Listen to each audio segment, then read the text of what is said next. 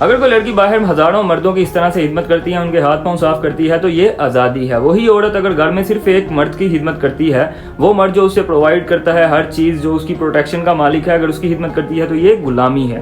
اگر ایک عورت ویٹریس ہے، وہ باہر ہزاروں کسٹمرز کو، ہزاروں نامحرموں کو سرو کر رہی ہے کھانا، تو وہ آزادی ہے۔ یہی عورت اگر گھر میں صرف اپنے شوہر کو سرو کرتی ہے یا چھوٹی سی فیملی کو سرو کرتی ہے تو وہ غلامی ہے۔ اگر ایک عورت بڑی کمپنی میں جاب کرتی ہے، وہاں اونر کی باتیں مانتی ہے، اونر جو کہتا ہے کرتی ہے، اونر جس سے منع کرتا ہے منع ہو جاتی ہے، مینیجر کی بات مانتی ہے، اپنے سینئرز کی بات مانتی ہے، تو یہ آزادی ہے۔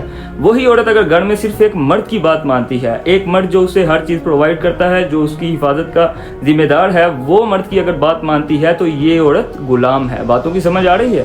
یہ ہے لبرل عورتوں کی تھنکنگ۔ کمال ہے ویسے بھائی، ہزاروں کی جو خدمت کرے وہ آزاد ہے، جو صرف ایک کی خدمت کرے وہ غلام ہے۔ کیا بات ہے بھائی ان کی۔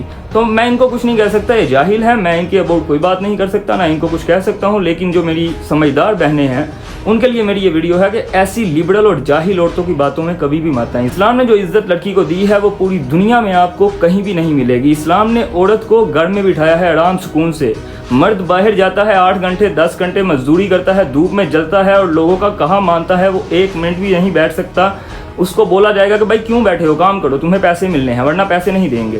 لیکن وہی عورت اگر گھر میں کام کر رہی ہے تو وہ جب چاہے بیٹھ سکتی ہے، ریسٹ کر سکتی ہے، اور چھاؤں میں کام کر رہی ہے، باہر جا کے اس کو مزدوریاں نہیں کرنی پڑ رہی۔